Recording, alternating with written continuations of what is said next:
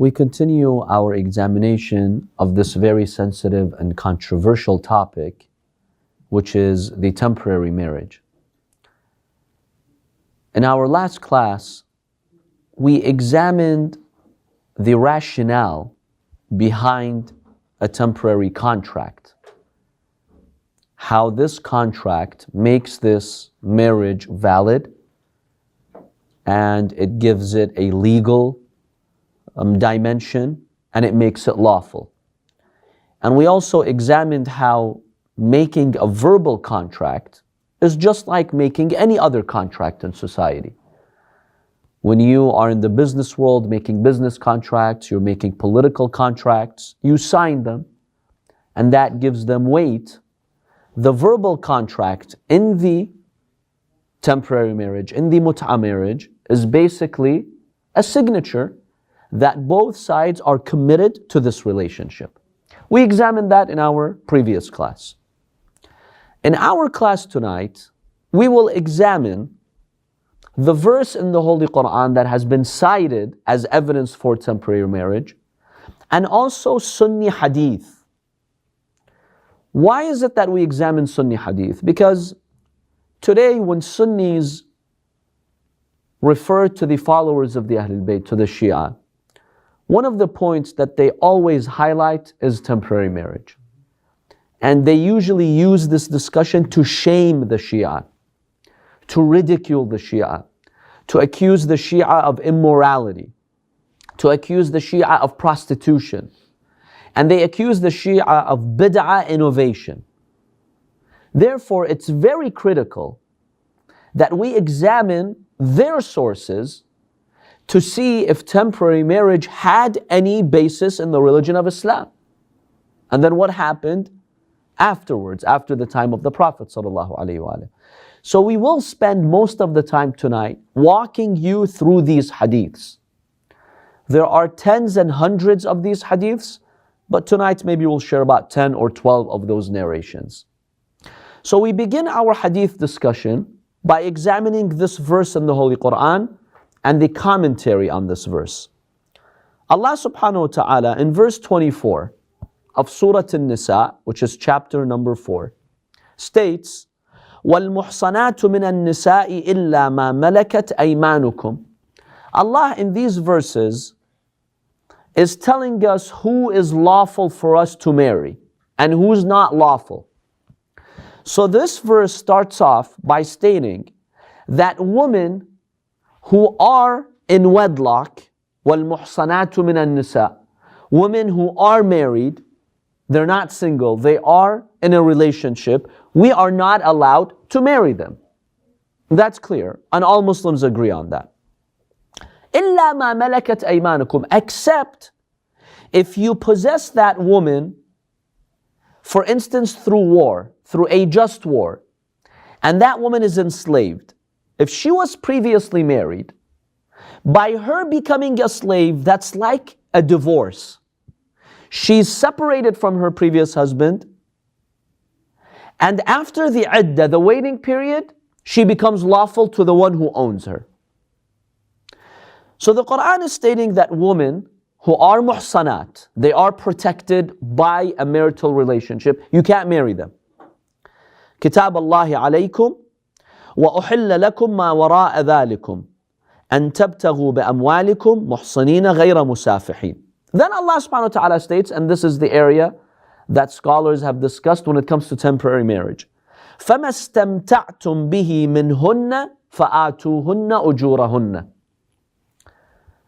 The temporary marriage is known by the name the Mut'ah marriage. Well, where does the word Mut'ah come from? The word Mut'ah is a noun. It comes from this verb in the Holy Quran. In verse 24, Allah subhanahu wa ta'ala states, فَمَا اسْتَمْتَعْتُمْ بِهِ مِنْهُنَّ. Those women that you engage in a lawful relationship and you give them their ajr, their dowry, their payment, that's lawful for you. It's lawful for you to seek pleasure through such a relationship. Because the word mut'ah linguistically means pleasure. So Allah makes this reference in the Holy Quran in verse 24.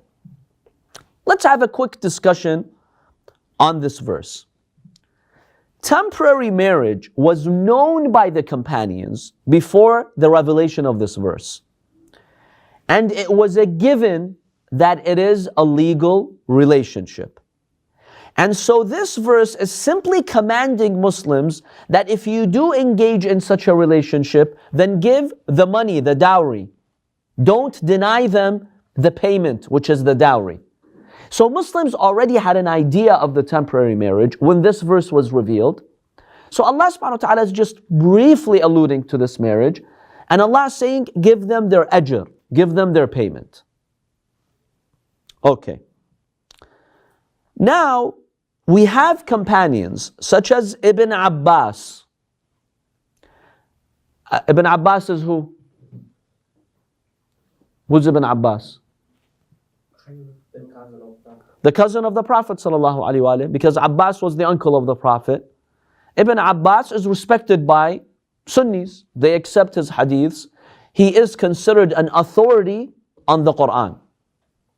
Ibn Abbas, along with another companion of the Prophet, Jabir ibn Abdullah al-Ansari, they say this verse talks about the Mut'ah marriage. This verse is speaking about the temporary marriage. Okay. For this reason, Fakhr al-Razi, who's Fakhr al-Razi? The famous scholar of tafsir, Sunni scholar of tafsir and other sciences, but he's well known for his work on tafsir al-Quran. He says, he says, I admit that this verse in the Quran talks about mut'ah marriage, the temporary marriage contract. I admit that. But I believe in naskh. I believe that the religion of Islam abrogated this law.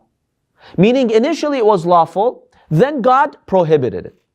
Who's saying this? Fakhr al-Razi. So he is admitting that there is a verse in the Holy Quran that speaks about the temporary marriage. But his opinion is later on, it became mansukh. The law changed. For a certain period God allowed it, then God banned it. That's his opinion. Now why do I cite his opinion?